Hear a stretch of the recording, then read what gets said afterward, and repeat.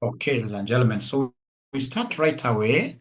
You can see the first question is August 2023, question number 1A. It's talking about requirement. In relation to the above statement, describe 5 functions of the World Bank.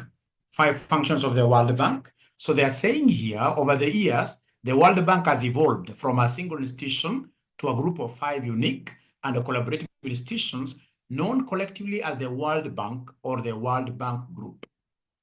So generally, these 5 institutions here, known as the World Bank Group, are the key functions of the World Bank Group. This is just a bank like any other. So of course, being a bank, they must be able to provide loans to member countries. All right? Provide loans to member countries.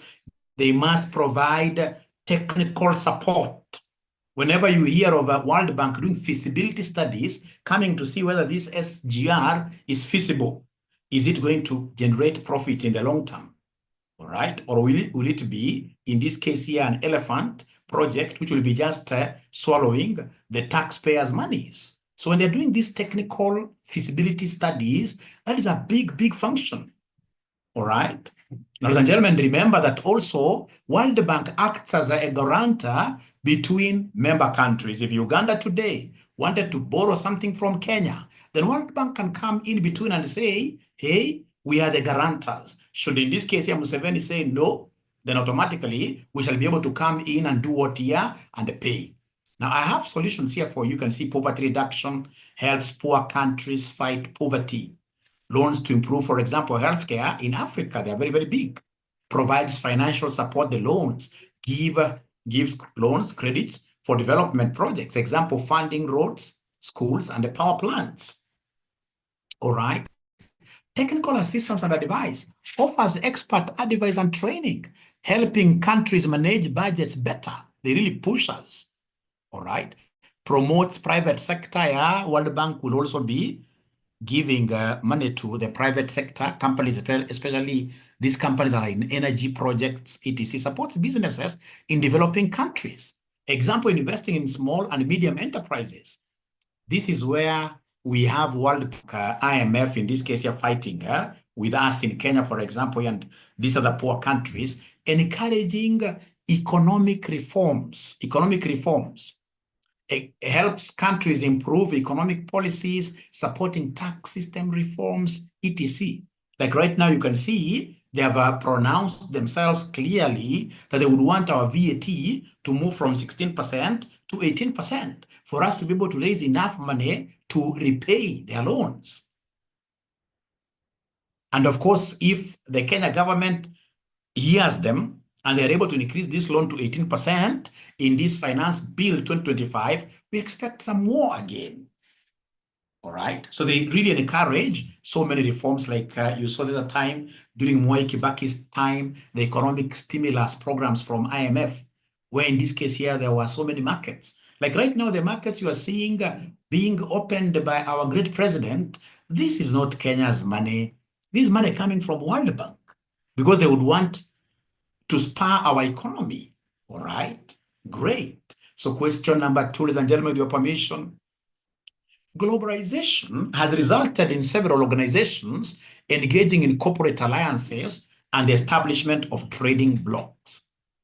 The advent of e-commerce has enabled companies to greatly expand their markets. Yeah, e-commerce. Yeah, now we are able to do business electronically. For example, RCM, we have students like this gentleman, and I mean others from South Sudan, etc. So we are becoming a multinational organization. So elaborate on 4 factors that complicate financial management in multinational firms. I can see so many dangers. When you are a multinational, especially a physical multinational having branches in different countries, I mean, there are so many dangers. There are so many risks there. For example, I can see foreign exchange risk. Yeah, because now you have Southern Sudanese pounds, you have Rwandese francs, you have Uganda shillings, the Tanzania. I mean, when you are trying to exchange this money to your local currency, you may make losses. I can see political risks, ladies and gentlemen. I can see dividend repatriation risk. that you have gone, for example, like I remember one of these bigger schools that collapsed simply because they made a mistake of going to Malawi. So they went and invested a lot of money in a branch in Malawi. That was Pinnacle some time back. And they did big business over there. But now once they started getting profits, ladies and gentlemen, they could not repatriate that profit back home here. They were told, no, you continue investing this money in Malawi. At the end of the day, they incurred so many huge liabilities to the extent that they could not pay their loan back home here. They were basically, in this case here, they were bankrupted because of this multinationalism. All right. So elaborate 4 factors that complicate financial management in multinational firms, like exchange rate risk, different tax laws. Each country has its own tax rules. Example, a company pays higher taxes in one country, etc. Because of this difference in tax laws, you may require, in this case here, very, very serious tax accountants in various jurisdictions, meaning what here that your wage bill will be up there. Political risk. Instability in a country affects business. Because now, imagine what is happening in Congo. I mean, like KCB, like Equity Bank and some hotels that I know, in Congo, they are really affected because of what is this risk. So political risk, instability in a country affects businesses. Then we have accounting differences. We know that it is not all countries that have subscribed to IFRSs. There are countries which still today are using their local accounting standards. So for example, you're in Kenya, which of course are subscribed to IFRSs, and then you are in USA again. USA does not recognize IFRSs. They have their own generally accepted accounting principles. There are gaps. So then how do you, I mean, there will always be differences of how you do financial reporting. When it comes to you consolidating, then automatically not be able to get the same stuff. So we have here different countries use different accounting systems, accounting standards. So e.g. the GAAP, US GAAP, and IFRSs. And I'm so sure you guys, you have your own many points that I'm able to see you guys typing there. For me, I have an objective of going very fast across these 11 questions pretty fast. So question number 3, December 2022, which is now my question 3 there, but it's question number 5 of December 2022. The International Monetary Fund, IMF, has implemented many reforms in recent years designed to strengthen its cooperative nature and improve its ability to serve its membership. In the context of the above statement, propose 4 main reforms that have been designed by IMF in recent years. Remember, ladies and gentlemen, IMF initially, it was basically, this is a Bretton Woods. It was about the Wazungus, all right? So Wazungus, in this case here, were forming the bigger part of their board. But now they have realized, I mean, why should we have the whites only in those boards, and yet most of the loans that are being given are coming to these poorer countries? So then they have come up with several changes, and I'm happy to read them for you. They're easy to follow. The first one is what we call the quota reform. Increased voting power of developing countries. So now developing countries like Kenya, now we are able to sit at their boards, all right? Or even if it's not their boards, we are able to vote. Our president, in this case, will have some say there, not 100%, but at least. Lending reforms, they have created new programs. For example, you saw them giving us a support during COVID-19, all right? Like they issued a statement just the other day, given what Trump is doing with his tariffs. They knew the developing countries would go to them for some new facilities. So they are really proactive. Whenever we have emergencies, they are able to come up with new loans, new programs, new products, lending reforms. Improved surveillance. These guys are able, like currently they are telling us that our Kenya shilling is overvalued. What we did, and I should speak as a whisper, we know that the true value of Kenya shilling to the dollar, we should be at about 170. That is a true value, all right? But now you see the government had to interfere because you see a depreciating Kenya shilling when Kenya is a net importer really affects everybody. So the Kenya government had to intervene to see that they strengthen the Kenya shilling artificially. Is there somebody who knows what the government is able to do, what the Kenya government does to be able to strengthen the Kenya shilling artificially? Anybody who could be having an idea? What do you think in this case here does Dr. Ruto's government do to... It did not start with him. It started from Mwai Kibaki's time, that interference. All right? So basically, the government becomes a player in this forex business. That is how it's able to interfere. It becomes a player.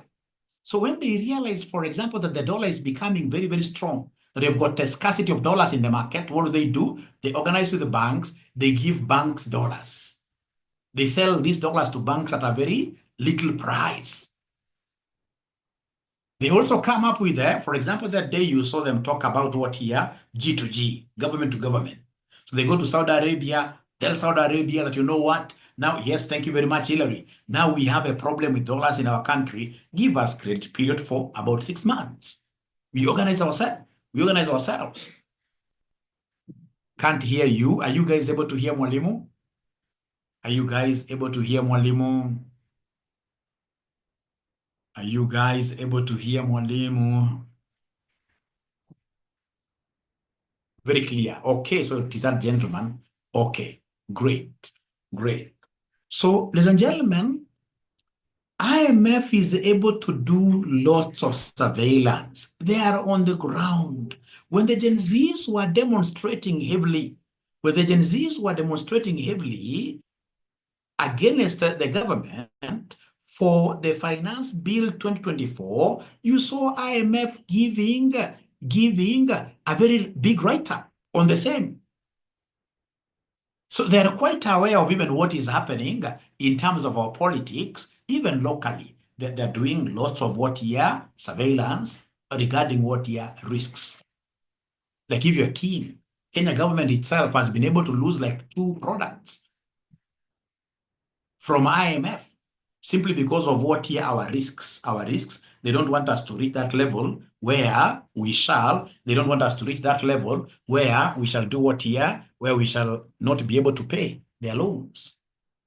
So governance reforms, they are big. With these governance reforms, they are giving more say to underrepresented countries. Basically at the board level, all right? Now, ladies and gentlemen, the other thing that I would also want you to be always quoting whenever they talk about reforms at IMF, reforms at World Bank, nowadays, they have gone big on e-commerce. They have generated very great websites where these people are able to interact a lot online, all right? Those things that we used to see so many people going to IMF to go, no. Nowadays, you'll be told, in this case, you just upload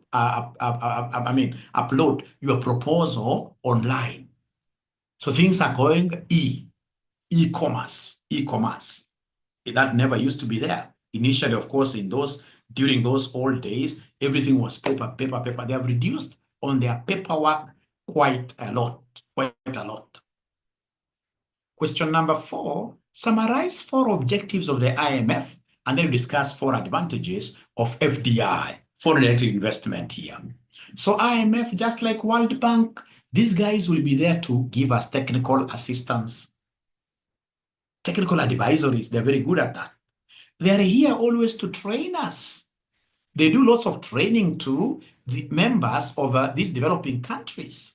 They give loans. IMF, ladies and gentlemen, they also have a key objective of currency stabilization. They would want their members to have stabilized or stable currencies.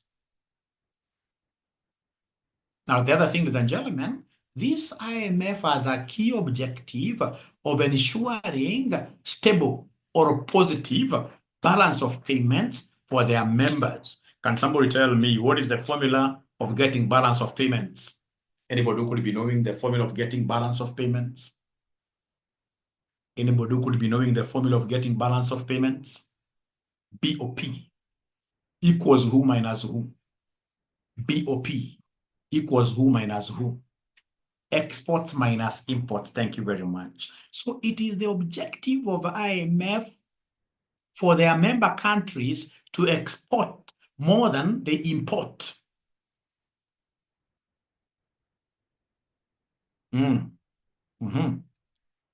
Because they know that countries that export more than they import, those companies or other countries will be more stable. More stable.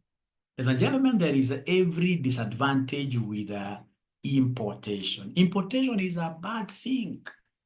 It's a very, very bad thing. When you import, what does that mean? Let's look at it this way. When, for example, you're importing computers from America, basically, we are giving jobs to Americans to make those computers in America, and then they give us finished products. And we know right now what is really, really disturbing most of these countries is unemployment.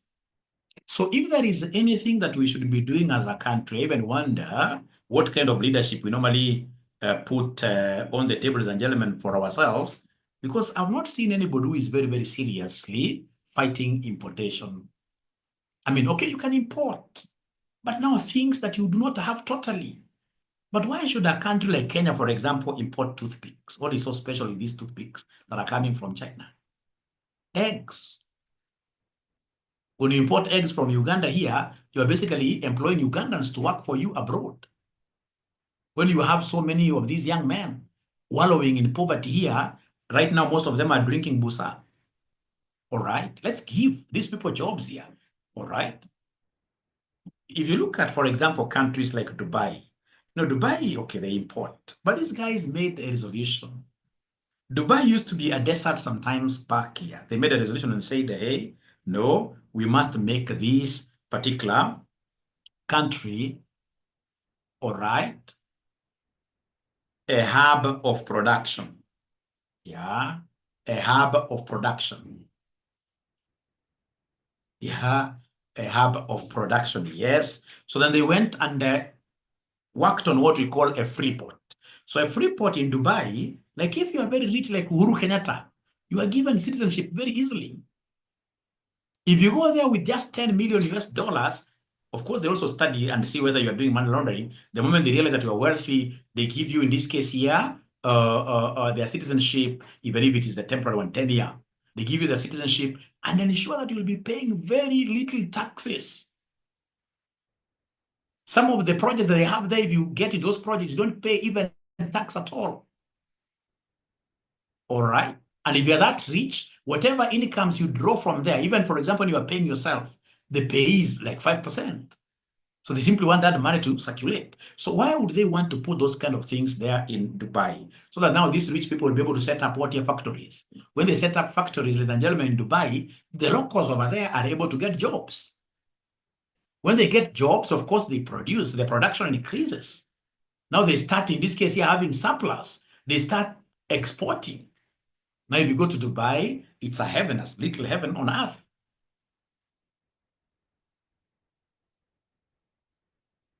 But in Africa, our countries, ladies and gentlemen, even right now, if I do a small survey, if you're wearing like 3 or 4 clothes, one of those clothes has to be imported. We could be very few in this room who are wearing Kenya, like 100%. We shall overcome. We shall overcome. We shall overcome.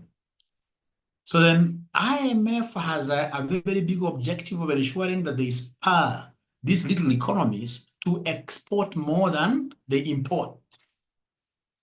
Yeah, to export more than they import. So summarize 4 objectives of the International Monetary Fund, ladies and gentlemen. Here they are. Promote global monetary cooperation. They would want countries that are speaking to each other. They would want currencies that are speaking to each other. They don't want somebody who takes up a currency, a country picks up a currency that is not in agreement with others. Like now you can see they are really fighting countries like even Ethiopia here with their beer. Their beer is so restricted. All right.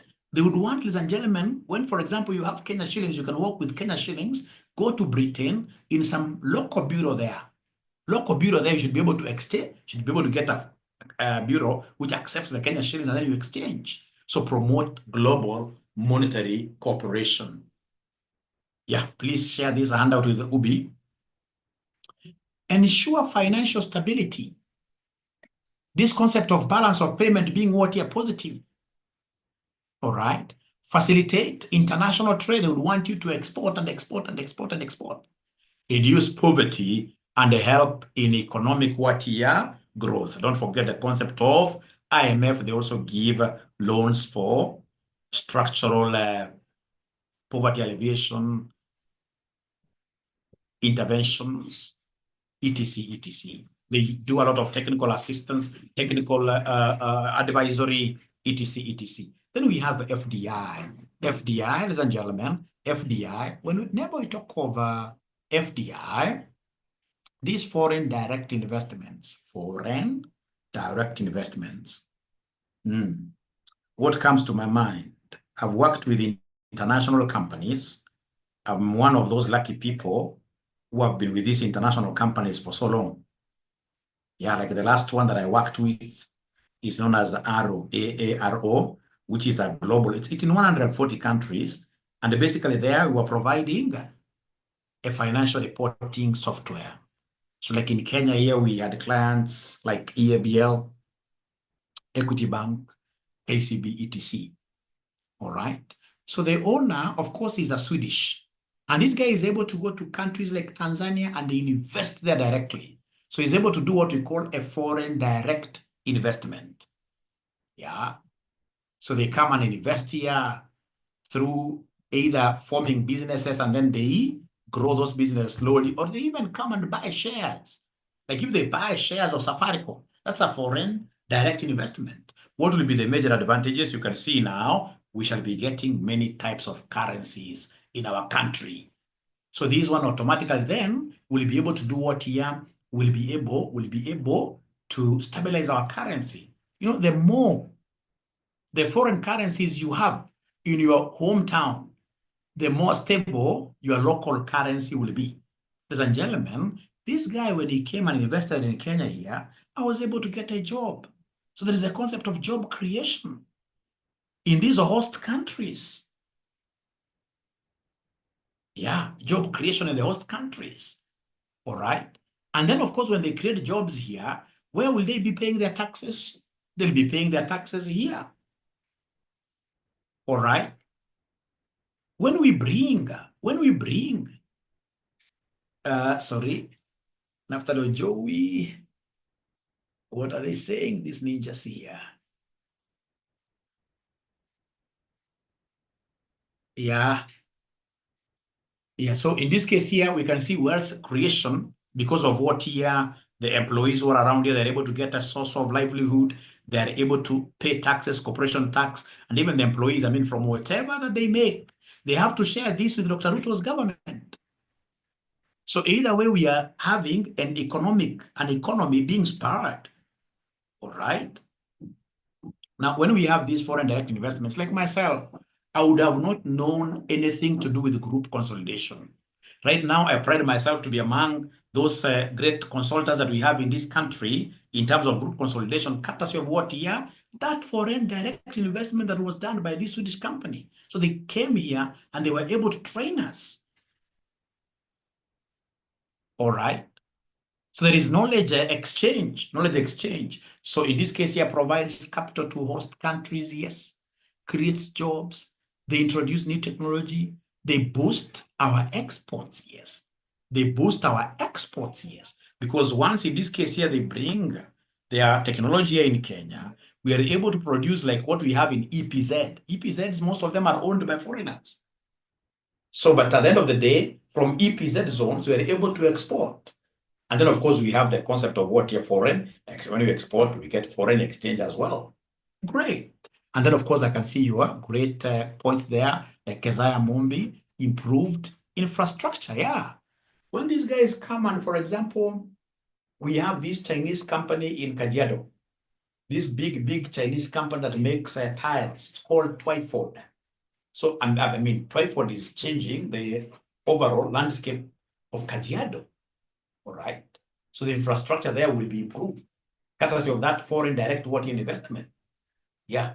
The Chinese over there own about 80%, and then we have our local politicians owning about 20% of 12. But the thing is, they've come and now they're able to give our people jobs. They're able to pay taxes in Kenya, and then these guys are able to also export those tiles outside. All right. And then because of that export, we are able to get what here? Foreign exchange. All right. We are able to get infrastructure development. Our people will be trained there. I see so many advantages of FDI. Yeah, somebody is asking about disadvantages associated with FDI. Of course, yes. Because these people at the end of the day, when they get their cake in form of earnings, where do you think will those earnings go? At the end of the year, those earnings will be repatriated to their home countries. Yeah. And that is why you realize at the end of the year, we normally get a deficit of dollars. Because now these guys are trying to exchange, they've gotten Kenya shillings all the way, and then end of the year, they want to take this money back home. So we have exchange, looking for these dollars now becomes very hard. They also, at the end of the day, they can destabilize your currency. They can destabilize your currencies. And then, of course, the other disadvantage, when you work with these multinationals, chances are there could be that brain drain, where in this case here, you will be going abroad. Like myself, were it not for RCM that really grew, I'm so sure by today I will not be in Kenya. Yeah, but RCM somehow, I don't know what happened, somehow we got abnormal numbers. Then I said, let me go and manage what here, RCM, as I also oversee the growth of my audit firm. I run an audit firm by the name of Aura and Co, based at Westlands, Havensco. So I said, but at the end of the day, this FDI can also lead to us losing our manpower.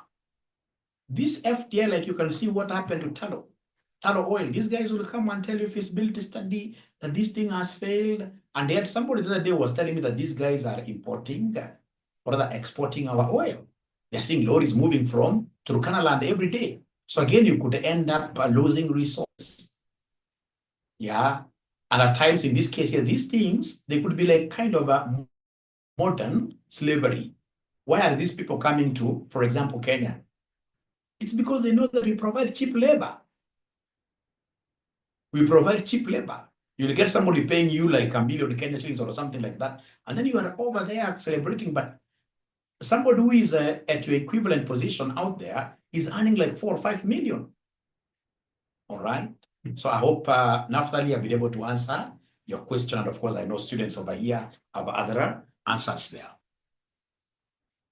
Yeah, like now this loss of revenue due to tax holidays given to them, but not so many with Kasongo's government, not so many. Of course, they have something on the Finance Bill 2025 regarding this. Yeah, regarding this, they have something there. Question number 5. There are a number of different types of finance which can facilitate the trading of goods and services, both globally and domestically. The trade finance industry also supports and accommodates transactions that facilitate international payments, mitigate currency risks and exposure, and both debt and equity financing. Required in relation to the above statements, describe 5 types of trade finance. Ladies and gentlemen, I always like telling my students, whenever you get a chance, some of us understanding these things becomes quite difficult because of what I normally call you, local champions. You'll get this person was born in Nairobi. He has never gotten out of Nairobi. Or if he has ever gotten out of Nairobi, the farthest he has reached is Kajiado. He has never gone to Uganda. So he has never gotten, for example, to just Namanga here. And then they realize that they have got Kenya shillings and they can't now transact using Kenya shillings. They need to change this money. All right. Do we have anybody by any chance who is at this advanced level, who has never gotten out of Kenya by any chance, even just around here? But it can happen. It can happen. But do we have those kind of students here at the advanced level? Sound lost.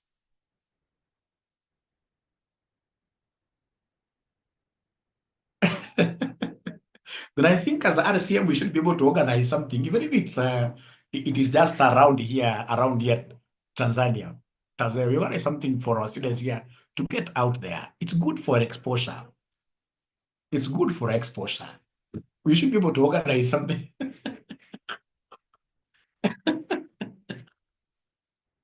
We shall overcome. We shall overcome. So, like, for example, if you have ever imported, something from abroad, then this topic becomes very easy for you. Trade finance, whenever you are importing goods, trade finance to support. Great. Trade finance to support international trade. There are not very many. Like number one, we have a letter of what here? Credit. So you see, the person that I would want to buy my goods from in China does not know me, Aura. He will not trust my word and bring his goods here to Kenya without paying. I also don't trust him. I don't know him. I can easily wire the money and he delivers air. He delivers nothing. Then in that case here, what should I do? I should be able to go to my bank, and I've done this severally. I should be able to go to Stanbic and ask for what we call letters of credit to be given to my person in China. So the letters of credit, ladies and gentlemen, how they operate. Once in this case here, we have these goods have been delivered in Kenya, and I'm satisfied. Of course, they go through various areas. I'm satisfied these goods are here. Then the bank will be able to wire the money to the seller of these goods. So the bank is guaranteeing a payment. Letters of credit, the bank is guaranteeing a payment. But once we get used to each other, the seller and the buyer, like now these Chinese, most of them are very nice. At first, I will start doing business with them using letters of credit. But remember, these letters of credit are not cheap. They're expensive. So once I get a good company that I'm so now much used to, I can go with them now through what we call the trade credit. All right. So in this case here, trade credit, these guys will be able to send goods to me on credit. And then I pay them later. Because now we've gotten used to each other. We have struck some rapport. So the seller allows the buyer to pay later. And then we have export credit. You must have heard of Exim Bank, export imports. These are the guys who are known for export credit, where basically the government helps exporters with loans. So the government is guaranteeing. Like Exim Bank has done China lots of service. Exim Bank. I know you know the full meaning of Exim Bank. Exports, imports. Exports, imports. So like for Exim Bank, when you are a local company, say in China, and then you get, in this case here, a job to do in Kenya here. I mean, as these other firms are being asked about to support their capacity of doing the job, China government itself will be able to guarantee. They'll be able to issue documents of guarantee, right? Which of course will give now these people a higher what here, will put them at a higher pedestal of getting the job. So under export credit, the government guarantees any loans or any kind of work that is to be done in these outside the markets there. And then now we are factoring. Factoring, you must have heard of factoring in your FM. Is there somebody who is able to tell me what factoring is? Anybody who is able to tell me what is factoring? A factor. Like for example, RCM, we could be having people who owe us, students who owe us like say 4 million Kenya shillings. So we have agreed with these students that, for example, they will pay us, say in August, the 4 million Kenya shillings. And then in between here, we find ourselves in a situation where we need cash. Then what do we do, ladies and gentlemen? We can easily go and get a debt factor. They are called the debt factors. Tell debt factors, you buy this debt from us. You buy this debt from us. Buy this debt from us. So of course, they don't give us 4 million. They can give us like 50%. Mostly give you 50%. So they give you 2 million. And then now, when these students will be paying fees, they'll be told, don't pay to RCM. That fees will be paid now to that debt factor. Remember, it is even the debt factor that will be calling the students, hey, do you owe RCM? Yes. Now you'll be able to pay to this account because you have an agreement with RCM. That's called factoring. However, there is factoring and there is forfeiture. Factoring is for short-term debts, very short-term. Actually, at the invoice level,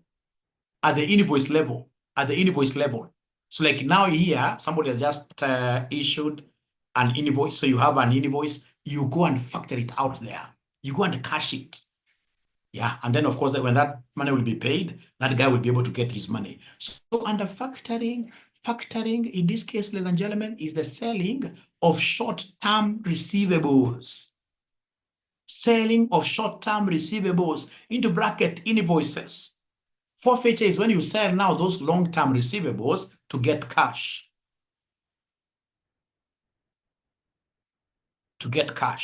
So both of them are the same. So under factoring, I want to import. And if I want to import, ladies and gentlemen, in this case here, I may be having some receivables here who can't give me my money today, and I need this money today. How do I raise this international trade finance? I can sell my debt. When I'm selling my debt, if this debt is short-term, very short-term, then that is factoring. If the debt, the receivables that I'm selling here are long-term in nature, then I'm forfeiting.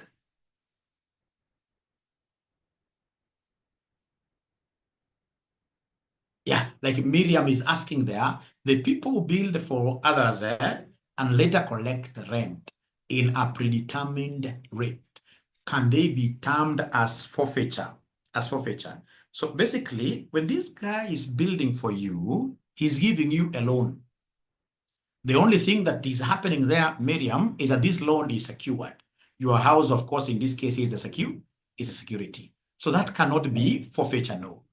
It can't be forfeiture. It can only be forfeiture if, for example, this person now that you owe, they have been able to build this house for you, they have advanced a loan to you, and then they feel like, hey, this money is mzuri sana, would want some money immediately. And then they approach, for example, housing finance. They tell housing finance, hey, you take this collateral, give me money immediately. Then that automatically means that the housing corporation will be the factor here, because these other companies forfeiting, is leaving its liability to them like that.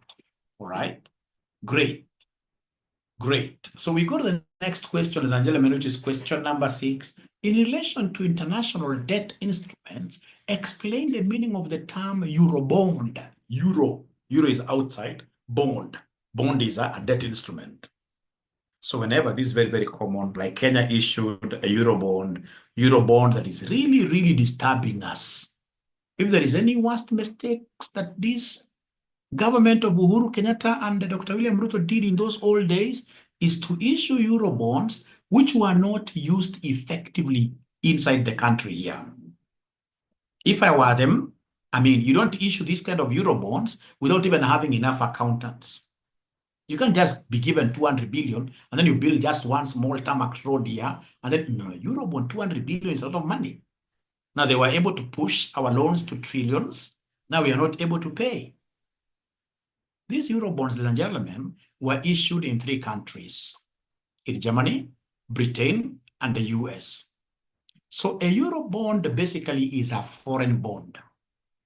When you go to different markets, right? Different markets. For example, it's a Kenyan drone bond. And Kenya, we know we are supposed to be paid in Kenya shillings, but we draw this bond in dollars. We draw the bond in dollars, telling those people outside there, hey, you pay us in dollars. You are in Britain, but pay us in dollars. You're in the US, but pay us in dollars. So a Eurobond is an international bond, which is denominated in foreign currency, meaning that this native country where it is originating from, this country, out of this particular bond, they'll be getting foreign currency loan. a foreign currency loan, and during repayment, euro bonds you pay back in that hard currency that you borrowed. Another problem. They never foresaw this. You can imagine it is the end of the month, end of the year, and you're required to pay back this euro bond in dollars. Then you start wiping every dollar that is in the market. So dollars become scarce. They become high in demand. So they rise in terms of what year? Value. Yeah. And then remember this euro bond that somebody is telling us there, Ubi, they are normally long-term because of the word bonded. Bonded. Euro bond is different from euro notes. Notes are what year? Foreign denominated loans, but short-term in nature. Euro bond are international or foreign currency denominated loans, which are long-term in nature. They are bonded. They are bonded. All right. And you have your answers there. And this Eurobond, ladies and gentlemen, has got so many advantages. There are advantages if they're used very, very well. There are advantages. All right. So advantages of these bonds, access to large global investors. Just like the other day. Just imagine with our disorganization. During these repayment of the Eurobond the other day, when we were really panicking that we may go the Ghana way, we just made a small documentation here. And we had so many people who were willing us to give us money to repay the initial bonds. So we were able to access, many investors outside there. We're diversifying our sources. Yeah, and of course, those things come at a very low interest rate. Yeah, flexibility in currency choice. Like we realize, hey, we need dollars. We tell now people to pay us to give us that money in US dollars. There are no strict regulations in some countries. Because remember, those bonds, in most cases, they are not pegged on any security. They're not pegged on any security. If you go borrowing domestically here from a bank long-term, the bank would want security. They'll tell you, give us Kenya Airways planes as collateral. Eurobonds, in most cases, will not have any collateral.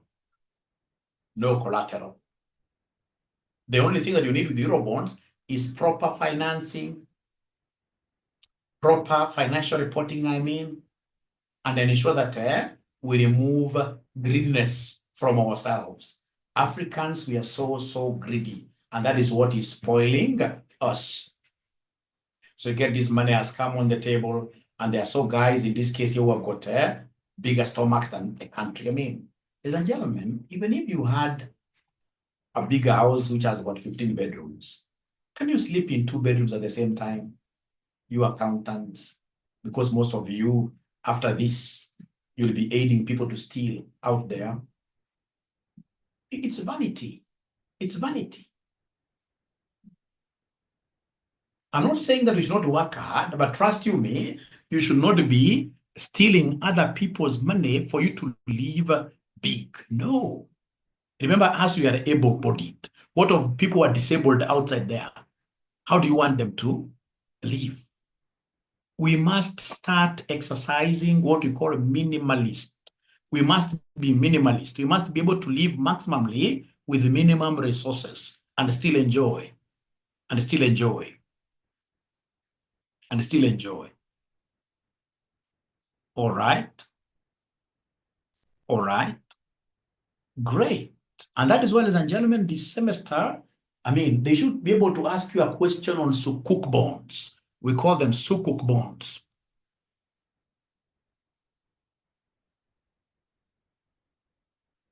So sukuk bonds are Muslim denominated bonds. Yeah, not a Muslim, but bonds in this case which are issued to Muslim countries. Yeah, if you want to borrow from now Islam, then issue what we call sukuk bonds, which are bonds that are Sharia compliant. And when they are Sharia compliant, it becomes easy for you to account for sukuk bonds. That is why there is no leader in Kenya who will be able to go for them. Because in your Muslim Party Pesa, they would want to know, where are you going to invest this money? They will not give you money when they invest for brothel. They will not give you money when they invest for club.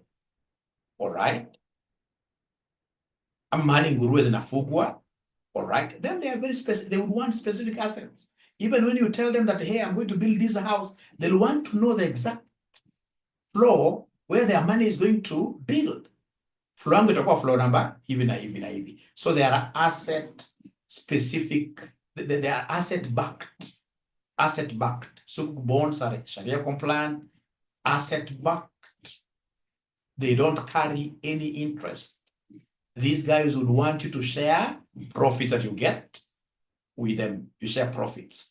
We gave you this as a nation. You were able to build the superhighway.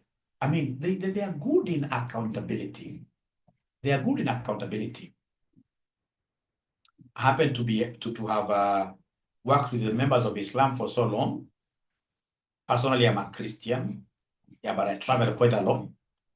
Yeah. So if you go to, for example, Somaliland, I mean, these people will go to heaven.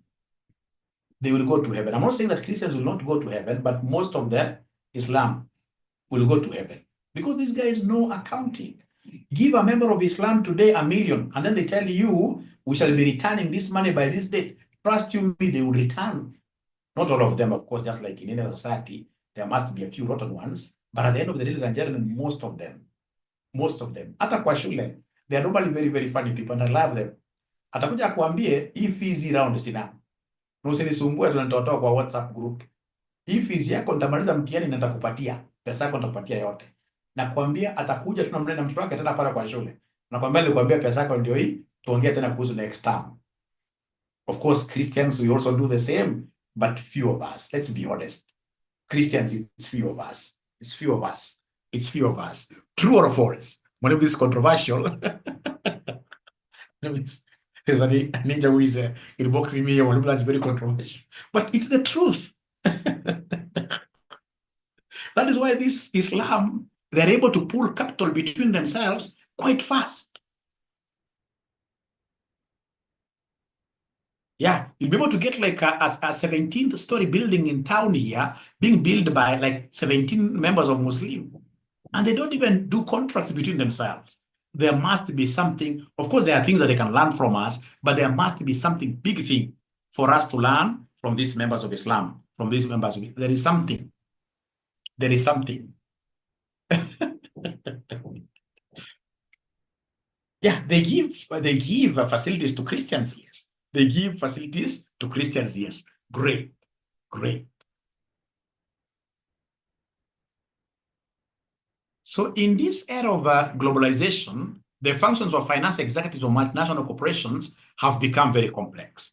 Propose 5 factors that CFOs of a multinational company should consider in making international financial management decisions. Ladies and gentlemen, there are so many things you have to think about before you start going global. There is the issue of exchange rates. They will really, these foreign currencies, they will really give you a headache. Political risks, we have already seen this. Tax laws in different countries, political and economic stability, interest rate differences, repatriation of profits, etc. Even the issue of labor. Like the other day, I was in Burundi. Yeah, Burundi. I'm sorry if you were here and you're coming from Burundi, but the truth is, you know, there are countries, I think these countries that were colonized by France, those countries have issues, serious issues. Actually, they told me that day that any country that was colonized by France, the men over there, they were left with the 2 big presents: love for alcohol and love for women. Is there somebody who comes from those kind of countries who can be able to eat? Okay. It's good to love women, yeah. But I mean, excess is bad. Excess is bad. These guys are very fast in right? We shall overcome.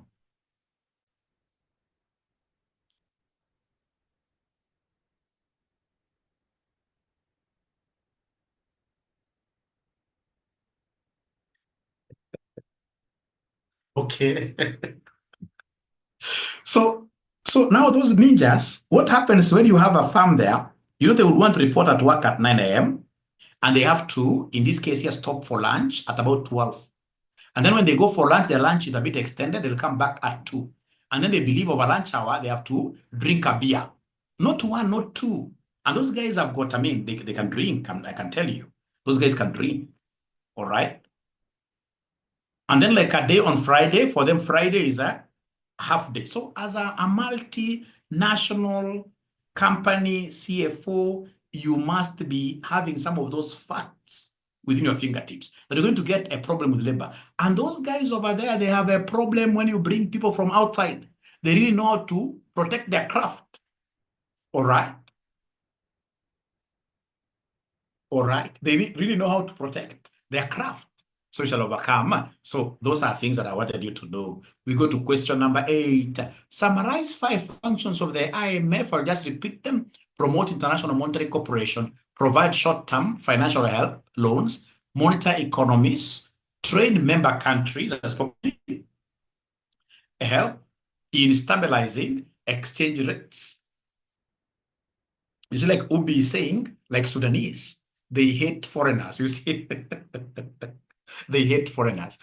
And for whatever reason, of course, I am privy to the fact that here we have got many members who are coming from different countries, but Kenyans, for no reason, for no good reason, we are really hated outside there. Go, for example, to Tanzania. They will say that Kenyans, we are thieves. And trust you me, because I've traveled a lot and I've worked with these people outside there. Not that they are bad. Most of them, in this case, like in Tanzania, they are very honest. But they can't put energy that a Kenyan is able to put in our work. I could be wrong. There are so many things that they defeat us in. So many things. So many things. Like, for example, there are people over there, like there are girls over there, they are very submissive, very good. But trust me, in terms of putting energy into work, Kenya, we are miles ahead. That is why you will come to Nairobi here as early as 5 a.m. You'll be able to get some shoe to China, who is opening, or rather who has even opened and even has been able to work on like 2 or 3 people. All right. So we continue. We really work hard. Yeah, walk to the 2 banks and consult how their model works. Yeah, the defeaters in bongo music, yeah, they are very good. Like the other day I was in Dar es Salaam. Dar es Salaam, they are very good restaurants. And when they go, like, to enjoy themselves, wanasema, kesho tunasalimia jua. Yani paka, wana dance paka ifike saa 3 asubuhi. With very good music, very good food. The hospitality is at a different level. It's at a different level. Not like ourselves here. Unaenda ya ito namna gani ya Mugithi bure kabisa. Hakuna, hatujui. Hatujui. Mambo ya hospitality Kenya, useless, nothing. Question number 9. The issue of taxation relating to international trade has become important as business transactions become more complicated. Transfer pricing is one such area which has come under scrutiny by tax authorities all over the world. Transfer pricing has been of great concern to the government as it has made the government lose huge tax revenues. In relation to the above statement, summarize 3 objectives of transfer pricing other than reducing tax liabilities. And gentlemen, remember, if, for example, you happen to be having a company that has got 2 departments, we have the production department, and then we have marketing department. Production department and the marketing department. The production department, they produce chairs, and then they transfer all of them to the marketing department. Marketing department is the one that is selling them. How do we get profits? To get profit, normally take revenue minus cost. Marketing department will say, we sold this number of goods, we got this revenue, and this was our cost. But you see, the producer, the production department does not have a market out there. It does not have revenue. So production department becomes what we call a cost center. And this marketing department becomes a profit center because it has got profits. Now, people sat down and reasoned. When we go to the annual general meeting, People don't want to hear of how good we were in cost minimization. People are not interested in our cost centership. People are only interested in what we call profit centers. How much profit was generated? And out of this profit, how much are we getting as dividends? That is how transfer pricing was born. They said, let these departments that are landlocked, which do not have access to external customers, let them charge a fee. Let them charge a fee. Let them charge these other departments like marketing a fee. And the fee charged for the goods that are transferred between departments of the same organization is what we call transfer price. So why do we charge this transfer price and yet we know that we are not selling to any external party? Would want to charge this transfer price, number one, is to enable us evaluate performance of the departments based on profits, based on the bottom line. So the first objective is performance evaluation. Yeah, because when we charge a price, then this cost center is now able to get a revenue. Now they are able to calculate their own profits. So everybody is able to calculate their own profits in a way that now we happen to be having the same baseline.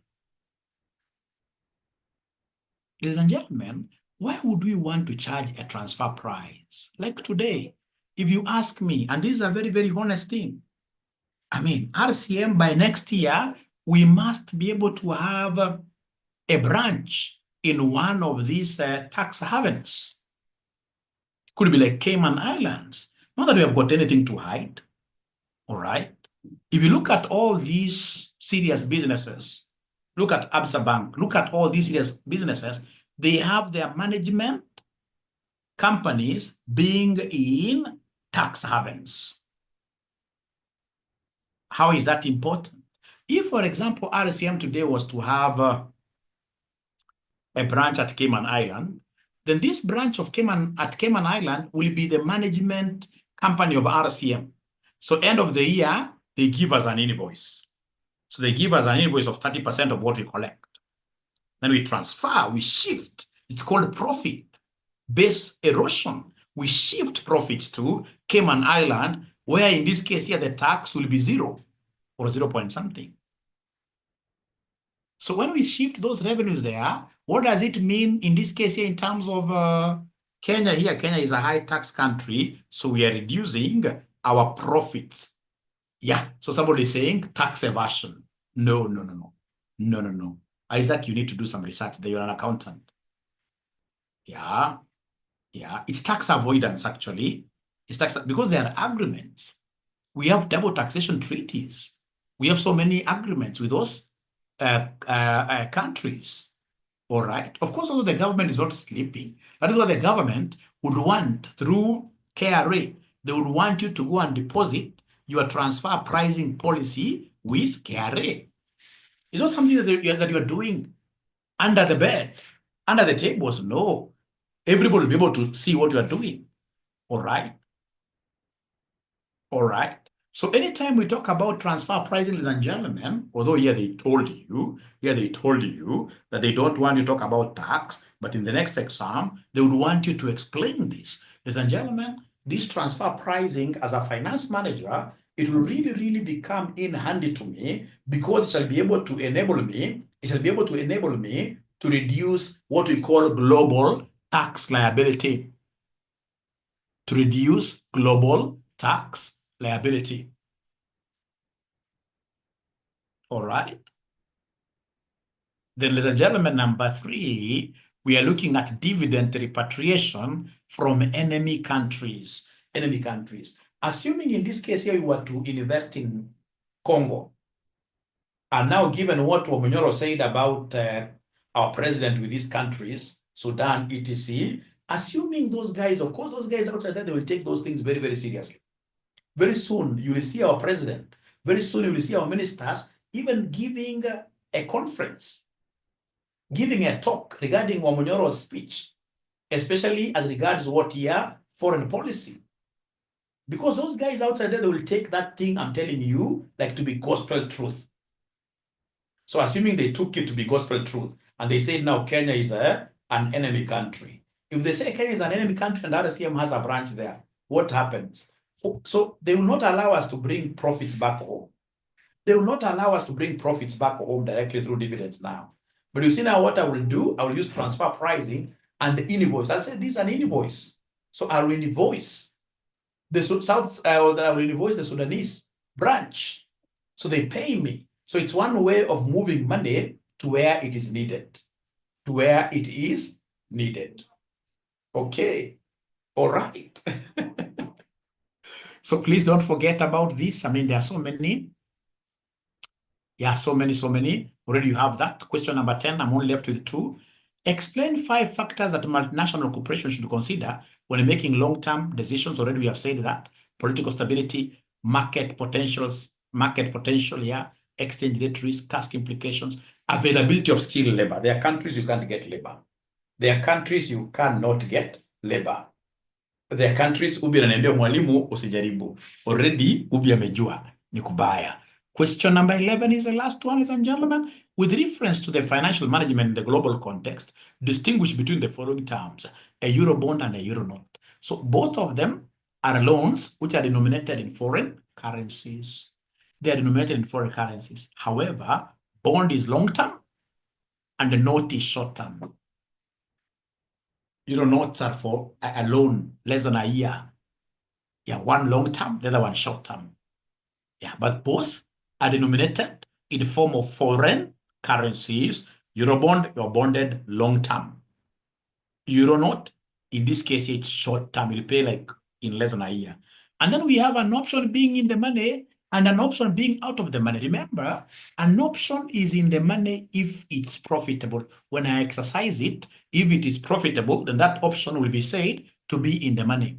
And it is out of the money if in this case here it is loss-making. Loss-making. Remember, there are 3 types here of options regarding this. There are in the money options, out of money options, and at the money options. In the money are profitable, out of the money are loss-making, at the money are break-even. At the money are break-even. They're able to break even, profit is 0. I repeat, in the money, profitable. Out of money, in this case here, nothing there, loss. And then we have at the money. At the money, profit is normally 0. You are basically able to break even. You are basically able to break even. So, ladies and gentlemen, that is it. And of course, you're getting this great class from RCM. If you would want to join us, join RCM for BDA, because I'm so sure you'll be able to pass this AFM for BDA next semester or other papers next semester, don't hesitate to call us. Our number is 0719 525,000. All right. All right. Thank you so much for attending this session. It has been a pleasure. Those who will be watching this on YouTube, don't forget to hit subscription button. Don't forget in this case here to make a comment and share this link with your friends and as well as your enemies. It's important to promote everybody. Thank you so much. See you in the afternoon for AFR. I'm the one who is standing in for CPA Wabomba. Bye. Great. The handout, somebody should be able to share this handout directly. Yeah, great. Bye.